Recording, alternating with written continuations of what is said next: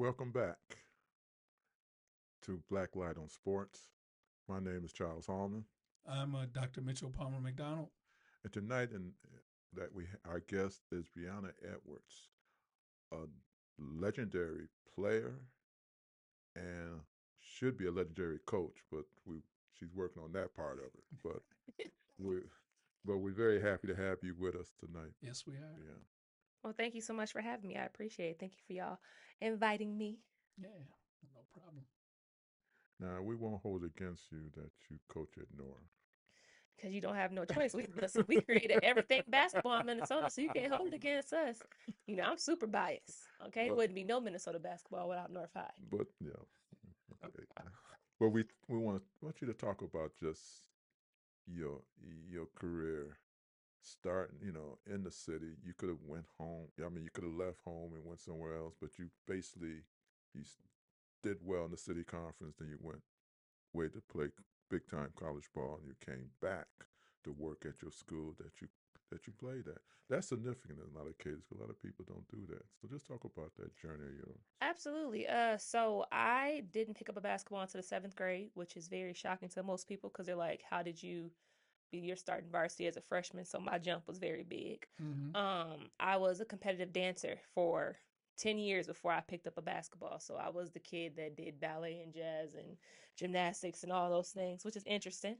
Yeah. And so when I picked up a basketball, I played for Farview. So I wound up playing for Coach Jamal and Coach W.H. Nelson. Those were my first coaches. And I got most improved that year. I went from not playing a single minute in the beginning of the season to like I'm starting games and playing significant minutes. So I made a crazy leap.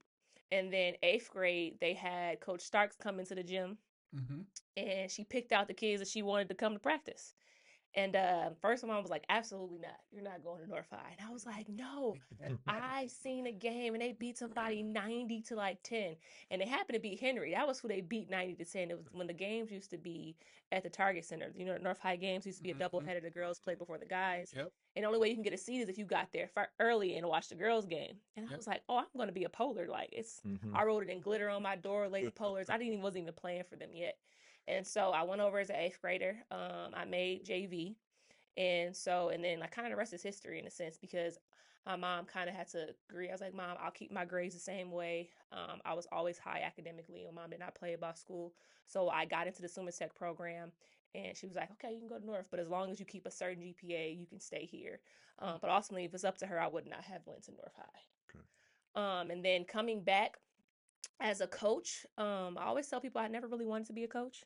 Mm-hmm. That wasn't my thing. I wanted to be like a mentor or seen as like an outlet for young girls. And so when I moved back the first time, I got hit up by Maranatha to go coach there. So my first coaching job was at 23 at Maranatha, Mm-hmm. and we finished second in state. And then when I moved back again for the second time, Coach Crystal hit me up, and I coached at Cretan for 4 years under her. Um, the North High job, I did not want to apply. I was like, absolutely not. I'm not going to do it. People hit me up. They kept sending me the application. And then I was at the farmer's market and I wound up seeing Mari. And she's like, "Why don't I see your name as an applicant for the job at North?" I said, "Because I'm not applying for it." I'm just being honest. I just felt like A, I wasn't ready to be a head coach, and B, North needed more than what I felt like I was qualified to do. Mm-hmm. Just being honest. I'm very humble in that sense. Mari was like, "Absolutely not." So I applied. They reopened the application. I applied that Saturday and I had an interview on Monday. And then the rest is history. Okay. Man. Did when you played at North, I didn't really kind of get to know you until your senior year, and it was you and four eighth graders. Yep. And what I've always wanted to know is, were you kind of thrusted into a leadership role because they were so young, or did that help shape you into the coach that you are today, having that responsibility? I'm gonna say no. I always have been a leader, and it wasn't. I'm always the kid that says the things that people are thinking or says the things that no one's thinking, and I wanted to ask the questions. Mm-hmm. I think I used to get bullied for it by my teammates, especially when I was younger, when I made varsity as a freshman, Of course. because I was the kid that I'm asking all of the questions. In film, I'm asking questions. Like, I've always been that kid that's super interested in getting better. Like, how do you think I went from being in 7th grade and getting my first D1 offer as a freshman in high school? I had to work for that, right? And to be honest, the very first person that made me realize and put a label to what I was doing was Tamara Moore. Because at this one, I'm like, I'm just being Brianna. She's like, no, you're a leader. And I'm like, I don't know what that is, girl. I'm 14. They ain't gonna listen to me. And I remember the alumni used to come back to North, every winter break. So for those 2 weeks of winter break, all of the North alumni would come back. T. Moore, Mari Horton would come back. You would see Larea Starr there, Daria Frazier, Tyree Bronson, Maya Johnson. Like, they all would be in the gym. And like the very first practice, like, I'm calling out the screens. I'm always very talkative. And one of the girls in the locker room I caught her talking about me, one of my teammates. And I was like, well, forget it. Like, I'm not helping y'all no more. I'm not going to say nothing. So the next practice, I didn't say nothing the entire practice. And Timor was like, I'm going to need you to run laps. So we're scrimmaging. She's like, just run till we get done playing. I'm like, what? Right? So I had to run for an hour. Like, I'm running laps as they're playing 5-on-5. And then Timor pulled me to the side. She said, so you just don't understand your power. And I'm like, what? Mind you, I'm 14. She's like, Brown, this is your team. Like, this is not my team. These girls don't even like me. She's like, I don't care. This is your team. You think because you're a freshman, you can't lead this team. And she's like, you're naturally a leader.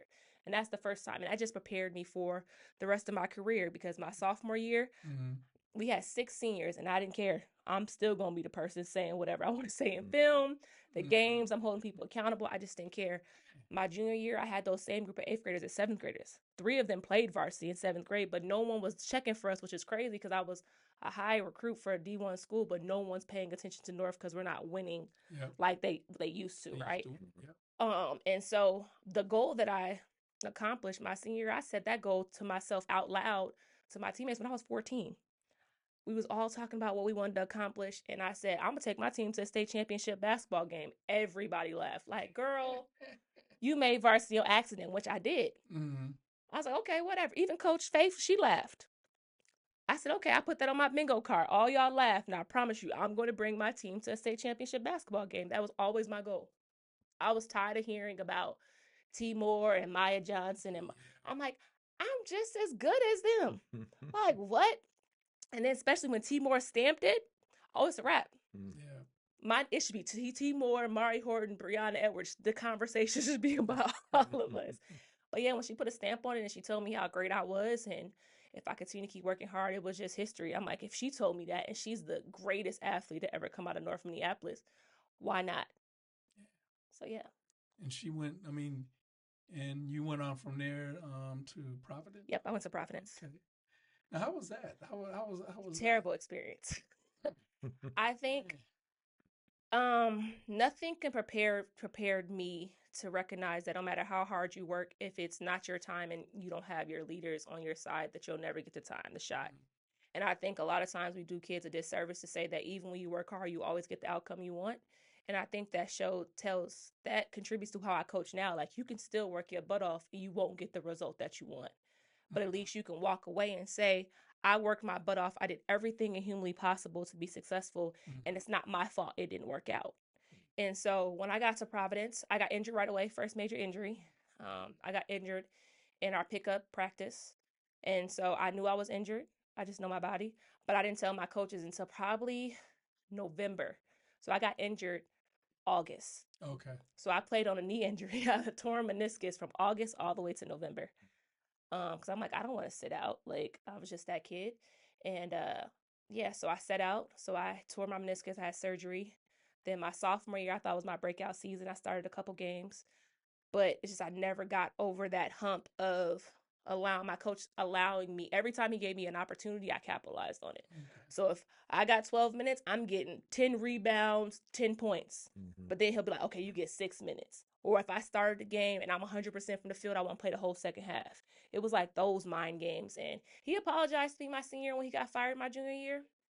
He said he apologized that he didn't give me the opportunities that, mind you, and I got this Facebook message.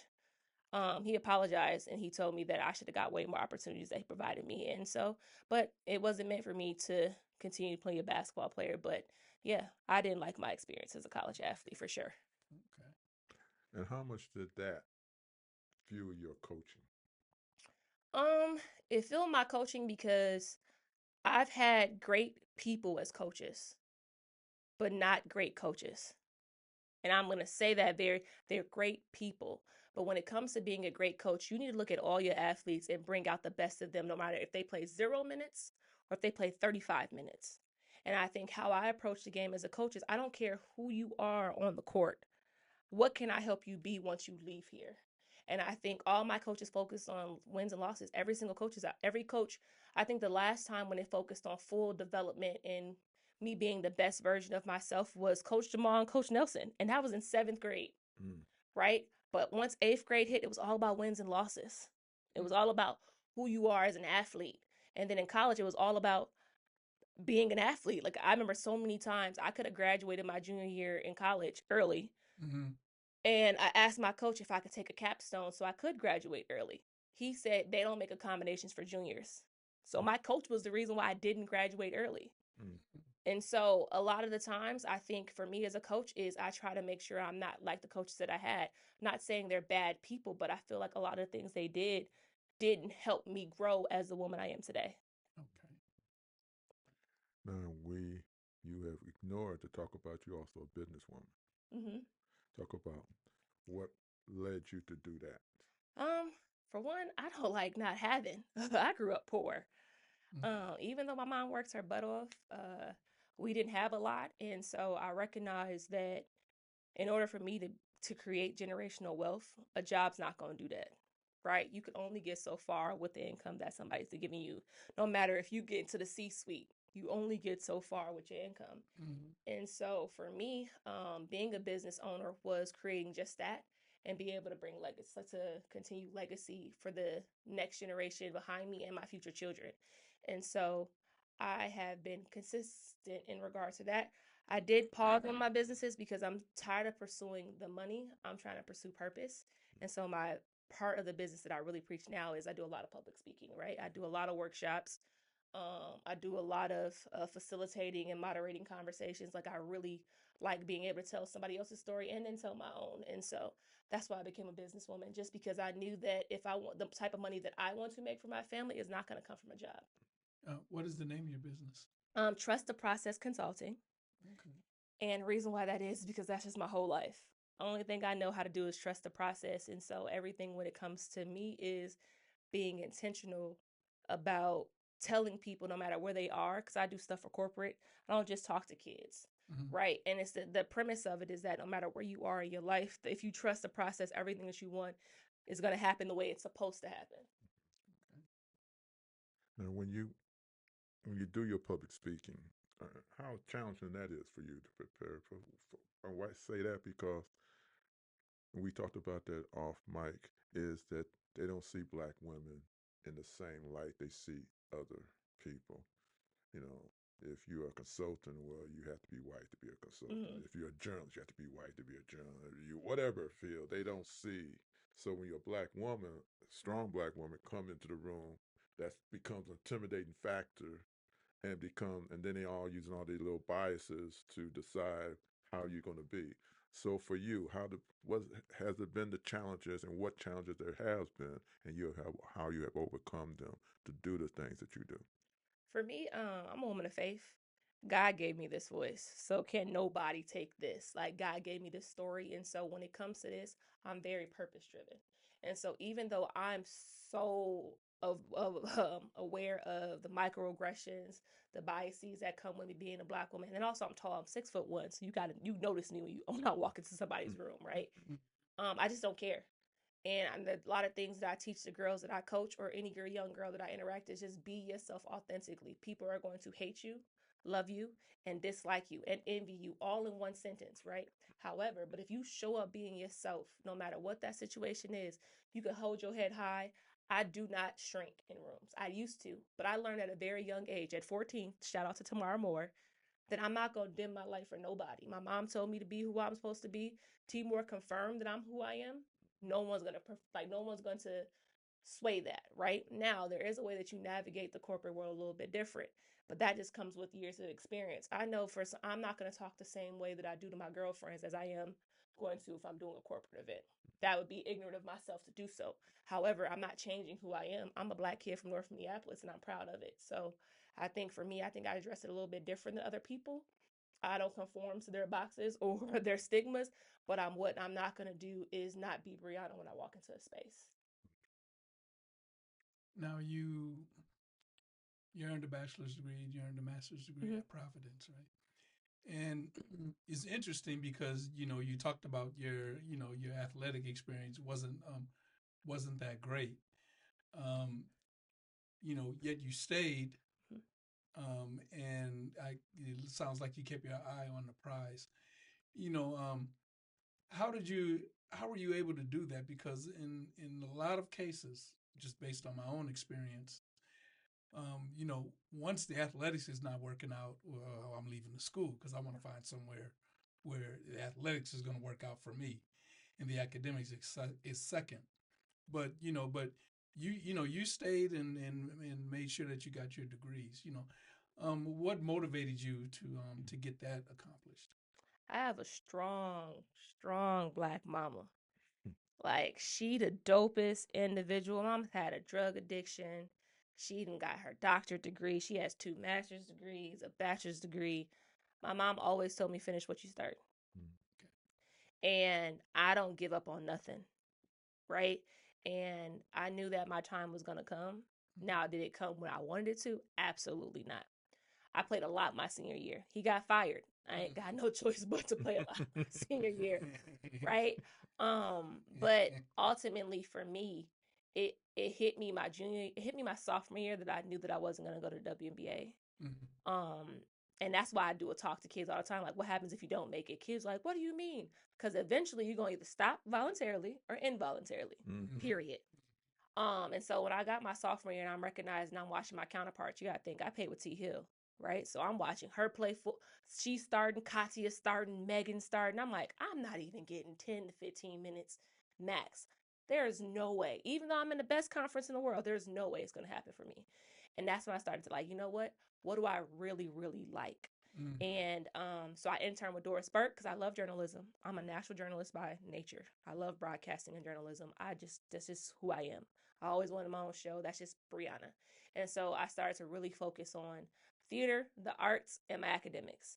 I'm like, all right, if I'm not going to be doing well in basketball, I'm going to make sure that this is okay. Because if not, my mom's going to kick my tail. And I know for a fact I can't go back home. Like, I'm her only kid that went to college. It was my duty. It's my responsibility to I'm an aunt of 18, right? It's my responsibility to show them they can be whoever they want to be. And so I knew the only reason why I stayed was because my why, and my why is my family. And so I endured all of the depression because I was diagnosed with depression as a freshman, and I didn't even know what depression was. They made me see a therapist twice a week. That's why I said I had great people as coaches, not good coaches, great people. Because my coach is the person that put me in therapy. He's a phenomenal man. Just couldn't coach. Okay, phenomenal man. Love that man to death, but just don't go on the basketball court and coach no more, sir. Be somebody's therapist. But yeah, that was the objective. And when I got done in March and I recognized I wasn't going to play basketball anymore, my mentor, Dr. Christine Goodman, I love her so much. I was like, and I'm actually writing a book on student athlete experience, and I'm talking about all of this in the book. Shameless plug.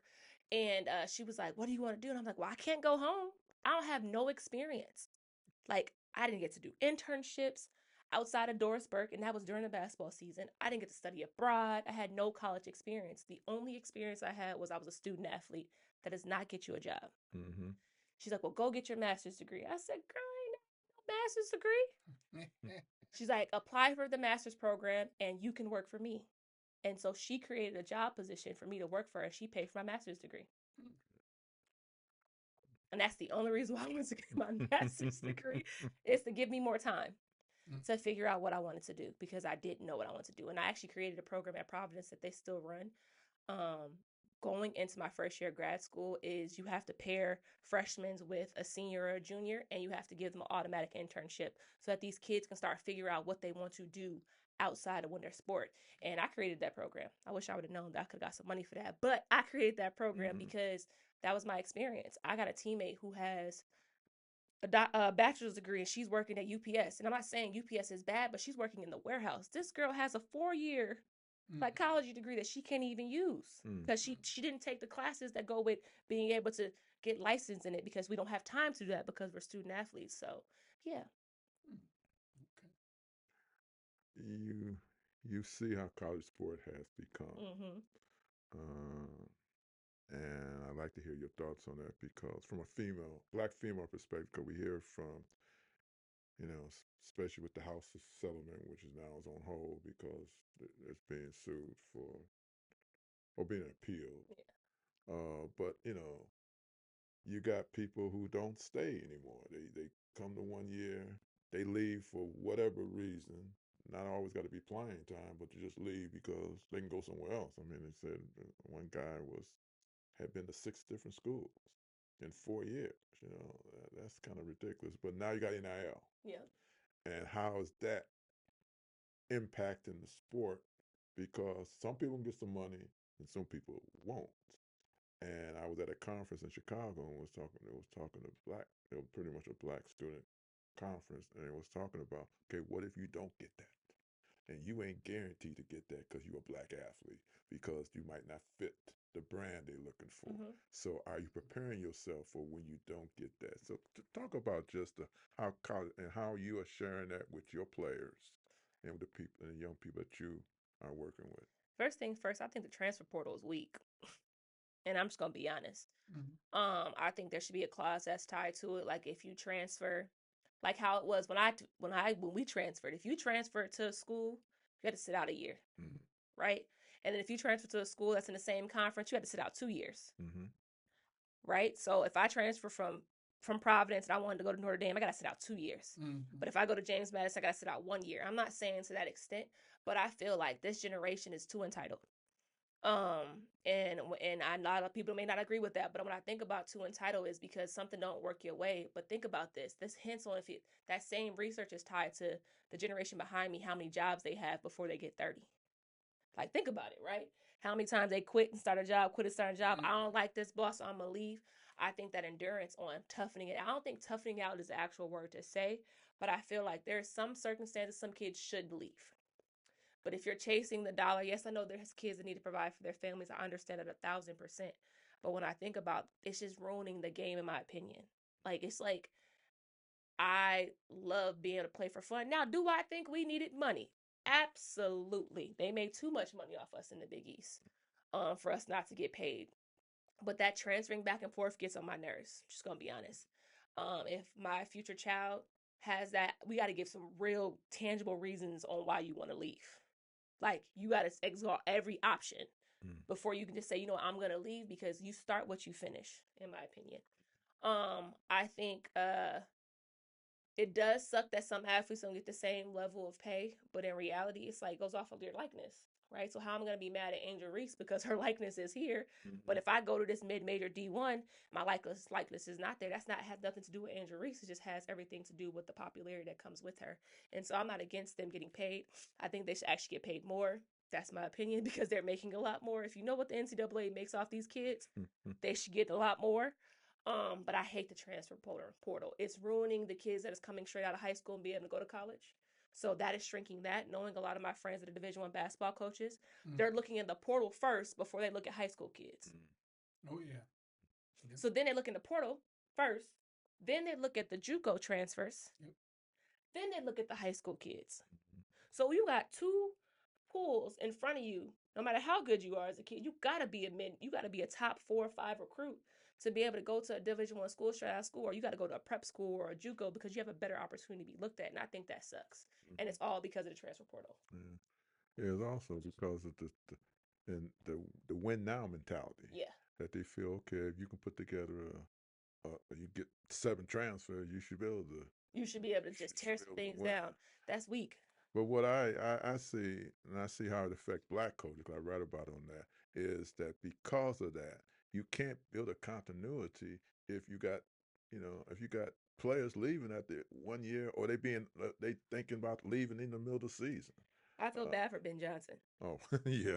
I'm sorry. He got Great person, great coach. I watched him, and you got to think, I'm a coach that loves coaching, right? I've always been a player's coach. Ben Johnson had a terrible hand dealt to him. Period. Because Minnesota has a tradition of no Minnesota kids going to Minnesota schools. That started with the terrible coaches before him not recruiting properly, right? Saying these kids don't fit the stigma, or you're recruiting these kids from the middle of greater Minnesota that don't pan out to be what you thought they were going to be.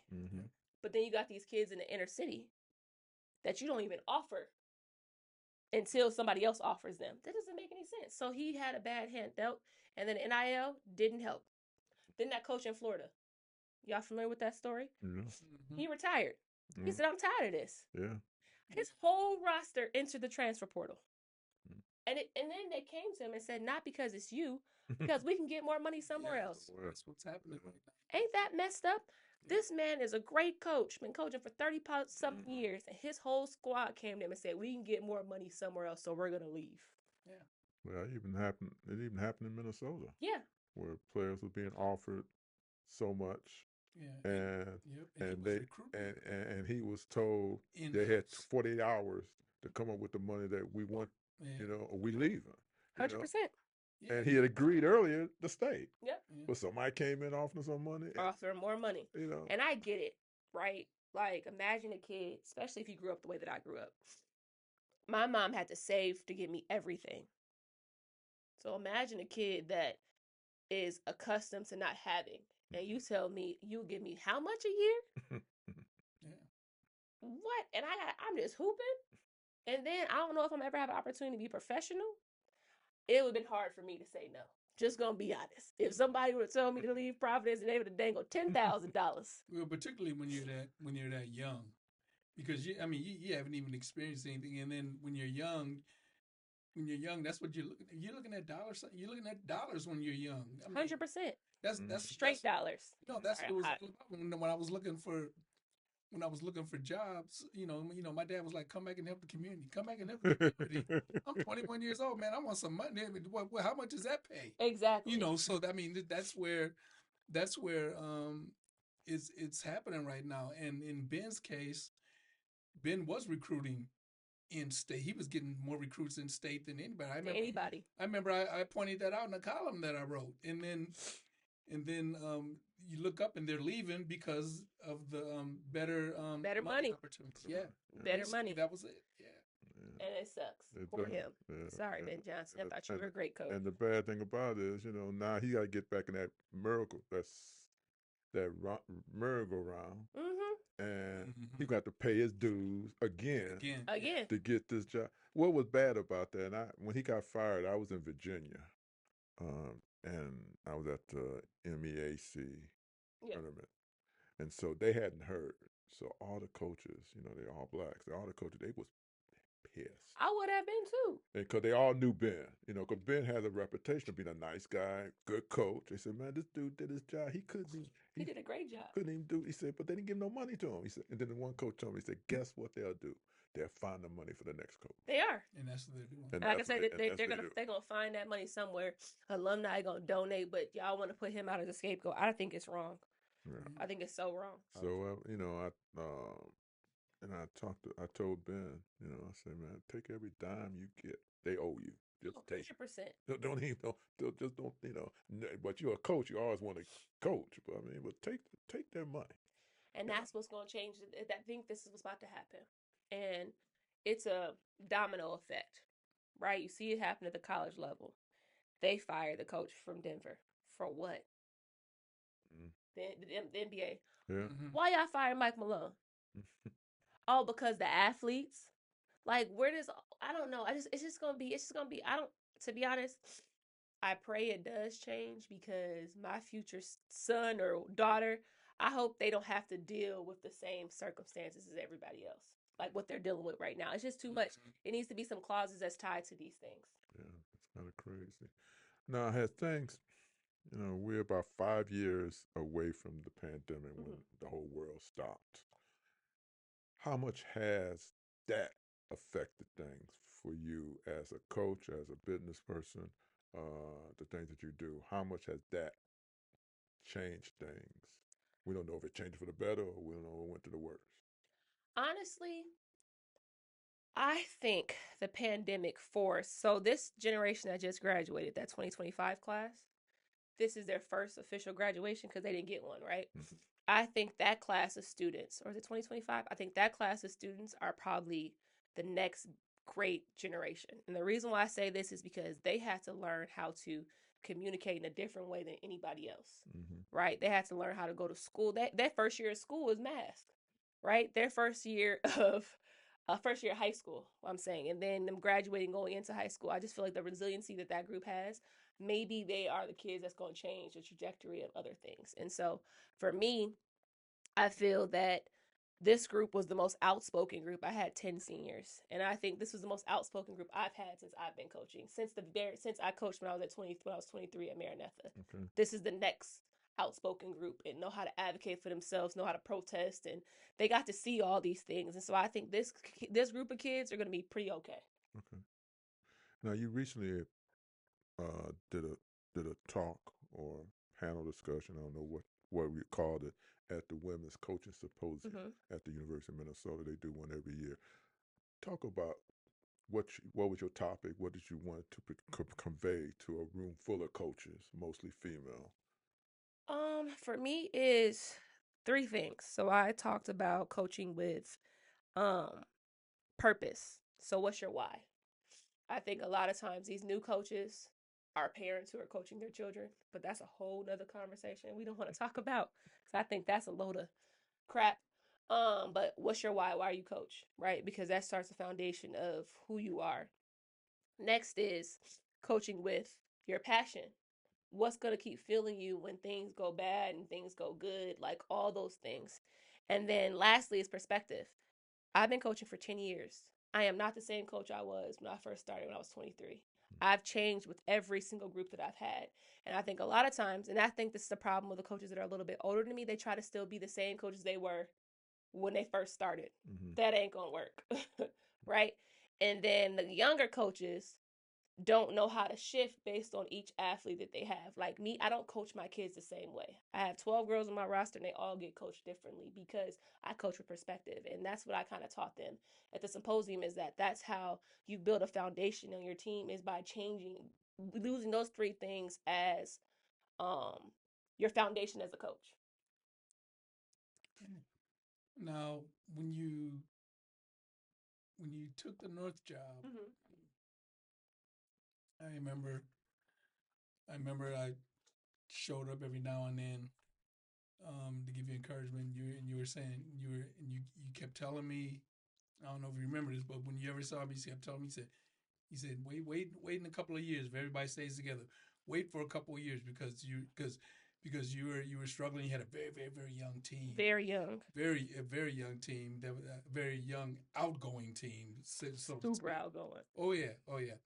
And then that was a couple of years ago. And then, this year, you won the city, you won the Twin City championship. Looked like things kind of came together, and you made a run in the playoffs. And you knew that was going to happen if they stayed together. I mean, you just kept saying that, and the way you said it with confidence. You didn't say it just to like blow me off or anything. You just kept on saying, "Oh, it's going to get better." How did you feel as you saw that happening? As you coach, you can tell when you can say, "Wow, boy, oh man, they're getting this," or things are going the way they're going in that direction. Yeah, they're going to do it. How did you feel when all of that was taking place, and then the year you had this year? My thing is, I hope this doesn't sound arrogant to anyone watching. I just know who I am as a person. And if my kids buy in, they'll get the success that they want. Period. I give 110%. And I just ask my kids to meet me halfway. That's the crazy part. I'm asking them just to meet me halfway. And I'm not saying that I did know that it was going to shift and change, but that's just how the little thing that go back and forth? I don't know what that thing is. I can't even say it. It started with a P. I'm trying to remember it myself. I think it started with a P, but that's how listen. it's always going to flip back upside down. And when I say this is, I knew I had kids that were hungry. That's why I said I graduated 10 seniors this year. Mm-hmm. Oh, yeah. Which I don't know what next year is going to look like because I only have 5 kids and one's coming off an ACL injury when it comes to kids that play varsity. Mm-hmm. And so, but I knew that if I got the right coaching staff, right, Mm-hmm. and I surrounded the girls with the right people, they'll get the results that they want. I knew that if I showed up prepared every single day, they have no excuse but to be prepared because I'm showing up. And even though when we were 6-25, we still watched film before every opponent. So now that we are 25-6, it's the same habits that I was building. So when I got to North, I knew, listen, these are the only habits I know how to be successful in this sport. Prepare for every opponent. Be in condition. Be a great student first, right? And that is how I knew. And when you see my first year, how I was very confident in that because I know who I am as a coach. And I also know that I can see if these girls work hard, they'll at least get the result that they want, right? To be honest, we should have won the conference last year.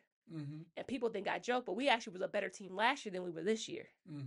But we just got hit with a bunch of injuries. We had a girl who had a child, and her daughter had open heart surgery. And it's funny because some of the girls will even tell you if they would have to play themselves the year before, they will beat themselves. Like some of the girls' numbers were actually better last year than they were this year. And so it just happened to be that it was this year. But honestly, we should have won the conference my second year coaching there. Just being honest, because that team actually was better. It's just that because we started off doing really well. Then we was 4-0. And then our second leading scorer, she's out for 7 games. And in that overlap, our first leading scorer, she's out 6 games. So it was like, then we had 2 girls that had concussions, 1 girl that she fractured her ankle. That was like 3 starters was out for the whole month of December and January. We didn't get our full team back until February. The season over at this point. But yeah, so I knew it was going to happen just because I know what type of coach I am, and I also know what type of kids I have. And if they apply themselves, like even the kids that I have now, like I don't know what type of season we're going to have next year, but I know that them kids are hungry. Because them kids are waiting for their turn. They're like, we had this many seniors, right? And so we are going to be competitive because of their grit. But I'm arrogant when it comes to that because I just know who I am. Like if I'm prepared, it's contagious. Imagine you sitting with me every day and I'm talking about we're great and we're this, and you're like, well, no, we're not. You're going to get annoyed because you're like, I'm always saying, no, you're great. And that's what it was for the girls. Like they just always heard me telling them, like, as long as you're prepared, and you can talk to one of my athletes right now. We watch film for everybody. We 1 game at a time. We watched film on Edison, and we beat them by 70. Think about that. Some teams like, oh, we ain't watching film. We watch film, and everybody got to go over their notes. Like we prepare. Proper preparation prevents poor performance. And I say that all the time to my girls. 5 P's. Proper preparation prevents poor performance. And that's why we're successful. Talk about city basketball. Terrible. Yeah.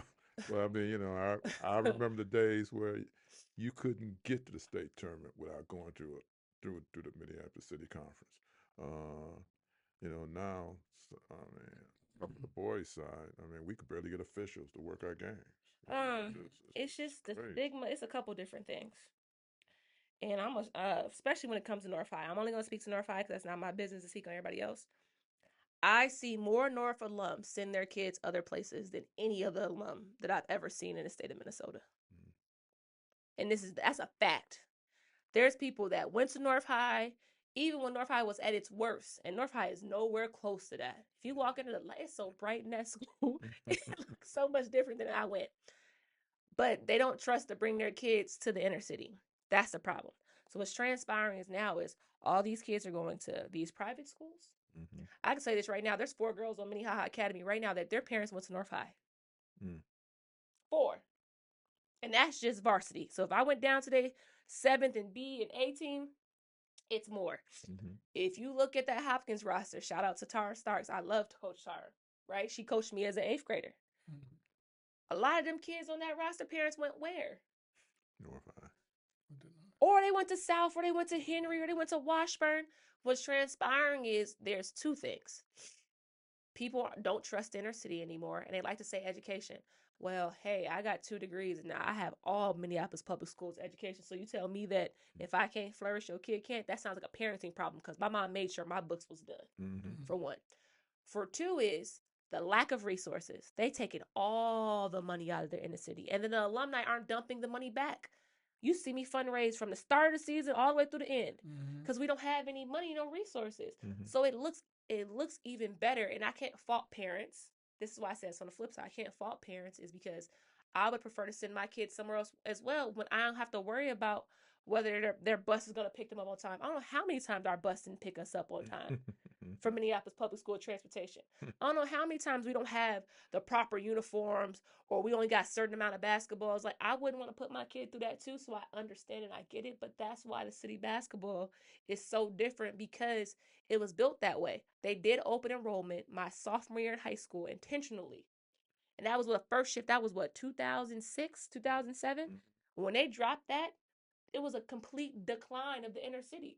Taylor and I only kept Minneapolis basketball alive. Tell me I'm lying. Then her little sisters kept it alive for a little bit. Then they dipped. So it's like, if you don't have a kid that's willing to stay, or parents that's willing to stay, this is going to continue to keep happening. And the only reason is because I got some transfers in. I got 4 transfers in? 2 from Washburn, 1 from Rochester, and then 1 from Benilde. But the rest of those kids was already there, but that people had to still come to the school.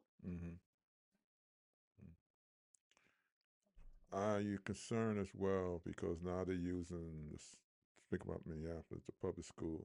Minneapolis public schools are saying they don't have money anymore, the budget deficit. Are you concerned that that's going to have a trickle-down effect for the little things they don't do for sports? Going to get worse because they are used.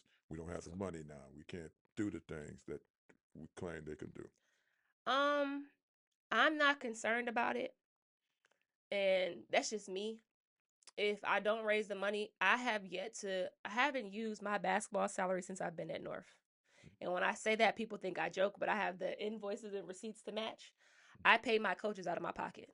So the money that I get from North High that I pay taxes on, I take that money and I send cash apps to my coaches because I feel like that's my obligation. I'm not asking other coaches to do that. God told me to take this job for a reason, and it wasn't for me to profit off of it. That wasn't the mission that I was called to do at the school, right? And also, I fundraise my butt off. Like, to the point that now my girls are so entitled. I'm like, now I'll make y'all fundraise. They're like, so coach, what kind of backpacks and shoes? I'm like, y'all are just expecting this? But then again, I spoiled them. It's my fault, right? I'm not concerned on them cutting the money from me for funding for sports because I have so many conversations. I have 4 sponsors already lined up for next year because I talk to people actively, right? And it's not like a couple thousand. It's like I told them what my budget was for every year, and they said, okay, I'll talk to this person, and they're willing to pay that. So I'm not concerned because I know how to fundraise. Like I work for a nonprofit right now. I know how to go get the 12 to 15,000 we need for a school year for our basketball program. But it's concerning other coaches. I think it's going to be a disservice but there's 3 other coaches at North High that I know for a fact that they pay a lot of money out of their pocket to make sure their kids have. That's our football coach, our volleyball coach, and our wrestling coach.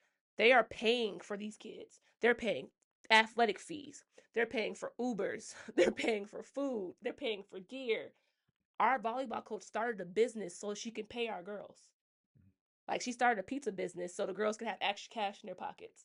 So it's like at North, we know how to take care of our kids, but I don't know how other people will in other schools. But I just know at North, we do a really great job. And even Emil, he just started he paid his boys to get stuff done. It's like we know how to take care of our babies, but we shouldn't have to. But yeah, we're okay at North. Even though we need the money, we can use it for sure. But we know how to be resilient enough to go find it ourselves. As you look back on your even coaching or playing career, you don't have to have any, but any highlights coming to mind? Any memorable moments? Anything that you like? Something I'll never forget, and it could be a coaching moment. It could be player moment. It could be something that happened not even in the game, but maybe in warm-ups or whatever. I'm not sure. My biggest highlight, and it always has to go back to playing. Mm-hmm. Because as a coach, it's too many. Mm-hmm. But as a player, it was the section finals. My senior year, we were down 22 at half to Orono. I remember like it was crazy. And that's another thing. Referees, it sucks that our girls have to, and boys have to endure because they have coaches of color on the sideline. And I'm going to leave it at that. Mm-hmm. Because I've coached white, Asian, Puerto Rican. I even experienced that as an AAU coach. My kids don't get the same calls Mm-hmm. as my white counterparts, Mm-hmm. as my black male counterparts. Mm-hmm. They expect my kids to be tougher, but then they call more fouls on them. But that's a whole nother story. And the reason why I set that up is because I had 3 fouls going into halftime. What? I don't even play defense. I didn't play defense in high school. Not my senior year. I had to play the whole game. Who playing defense? We were down 22 at half, and I'm like, oh my God, my senior year is over. And I went into the locker room, and I said some words I probably shouldn't have said to nobody's 13-year-old, 12-year-old kids. I said some choice words. Coach Johnson didn't even walk into the locker room. I did the half game speech. I went off on them. I went off. I'm like, y'all playing soft. Said some very vulgar words to my 8th graders. Mm-hmm. Which my 8th graders are my babies. They love me. So I said some choice words to them. We went on like a little run come second half. And then the ref, called my 4th foul. I'm like, see, this dude is on dirt. Mind you, I moved out the way intentionally. Mm. So now I'm sitting on the bench and I am bawling my eyes out. Coach Starks is trying to keep me in the game. I'm like, the game is over. I'm sitting here and we down. So they checked in. Anna Moore, I will never forget this. Like, Anna Moore and I was like this. She used to stay with me a lot because she was hard-headed and didn't listen to her mom. So her mom like, you got to go sometime. So Anna used to stay with me at my mom's house all the time. And I could hear the game, but I couldn't hear the game. So I wind up starting to pay attention. Coach Starks is nudging me the whole game. And I'm like, the game is over. Like, my senior year is over. And I hear, yeah, Anna, go. And I heard Anna like twice. This girl hit 3 threes back to back. Smack, smack, smack. And I'm like, so I look at the score. It's like 2 minutes left. I said, we down 8. Hey, put me in. Put me in the game. I ran to the scores table. Coach Johnson put me in the game. Like, I don't care what you got to say, but put me in the game. I got in that game. I scored the next 10 points. We won that game by 2 points. Mm. That's my biggest highlight ever. I've never experienced anything like that as an athlete. To this day, I didn't even know who Orono coached, but I actually coached against him as a coach. And he was like, you don't remember me? And I was like, no. He was like, I coached Orono. I said, I'm so sorry. Because they were the favorite to win the section that year. They were the favorite to come out of that section this year. We got the 4th seed. Okay. And we were not the favorite, and we beat them. And we was down by 22, and that's how we wound up going to state. We was down 22. Great memory. Mm-hmm. My little 8th grade babies, but that wasn't even 8th grade savior. That was a junior. Anna Moore was a junior at the time. She saved us. I commend her because she did her thing to make sure that we got to the state tournament. I remember. I was there. It was crazy. That game. It was wild because you were on the bench. My dad was still alive, and then my dad was like, they still got a chance, but he was always very optimistic. Yeah. And I'm not gonna lie, I say this now. I was sitting there like, yeah, right, okay, because I was like, in my mind, I was like, when are we leaving? Because I don't want to see all the tears coming. Because you were already messed up. You were already messed up. I remember that. I was distraught. Okay, I was like, dang. But yeah, seriously. Playing with those girls, because I had actually 5 8th graders on that roster. Mm-hmm. You did. 4 played a lot. Yep. 3 of the 5 went D1. So that's gonna be Sade Chapman, and she didn't play a lot because she was the same height as me. Ain't nobody taking my minutes, so you got to wait your turn. Tyshana Johnson and Alina Starr. To be honest, those wasn't even the best 3. The best 3 out of all of them was Chelsea McGee. Can't nobody tell me. I played with a lot of great point guards. No one had the toughness that 8th grader had. She was 4'11".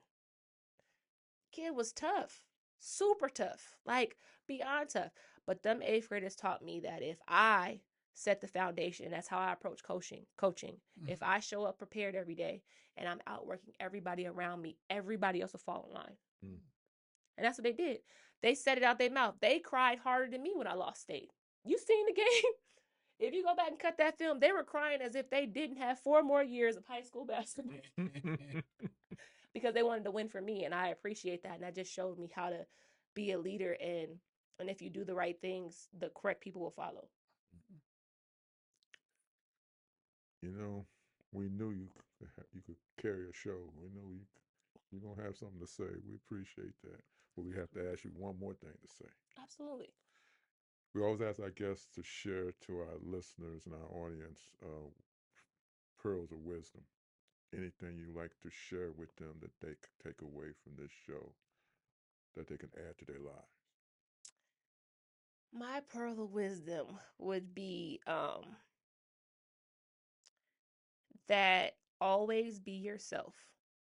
And when I say that, I mean is regardless of your circumstances, stay authentic and true to yourself. So if you want something, go for it. If someone tells you no, still go for it. If they don't even show you the door, find a map to create the way to the door and the pathway that you want. Never give up on the things that you want, regardless of what it looks like. You can be a kid that has everything and you want to be something different, but just be true to yourself because you only have one life.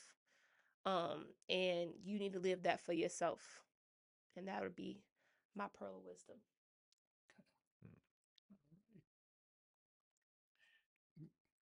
Brianna, we appreciate you taking I time. appreciate y'all coming in here. We really appreciate you coming. Absolutely. Listen, this was great. Y'all are two legends. You gotta think.